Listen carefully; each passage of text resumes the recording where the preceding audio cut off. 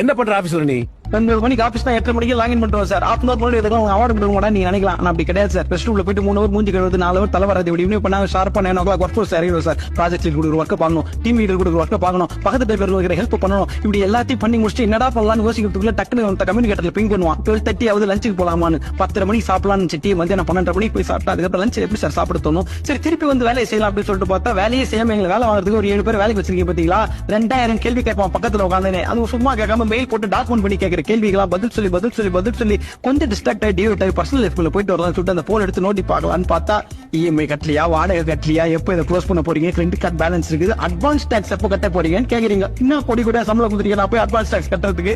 சரி வேணாம்ப்பா நம்ம திருப்பி ஒர்க் ஃபோர்ஸ்க்கு வந்துருவோம், இதே கொஞ்சம் பரவாயில்ல இருக்குன்னு சொல்லிட்டு டிராவல் பண்ணி 7 மணிக்கு மேல பசங்களை போய் பார்த்து டிவி கடையில் அந்த ஸ்டாப் பேசிக்கிட்டு சந்தோஷமா டைம் ஸ்பெண்ட் பண்ணலாம் நினைக்கும் போது வேதத்துல கிளம்புற நேரத்துல வந்து கேக்குறான் பாருங்க மெயில் போட்டு ஒரு கேள்வி. This is urgent client issue, can you please close this? எப்படி க்ளோஸ் பண்ண முடியும் லேப்டாப்ப? அதே மாதிரி க்ளோஸ் பண்ணிட்டு போனா கால் அடிக்கிறீங்க. இப்படி எங்களை 24/7 வச்சு செஞ்சா எப்படி சார் ஒரு வருஷம் ஆக முடியும்? இது எல்லாத்தையும் தாண்டி மறந்து போயிட்டு நிம்மதியா கொஞ்ச நேரம் தூங்கலான்னு பார்த்தா கண்ணம் என்ன கூட லேப்டாப் தான் சார் வரும். அப்புறம் திருப்பி காலையில நான் ஆபீஸ்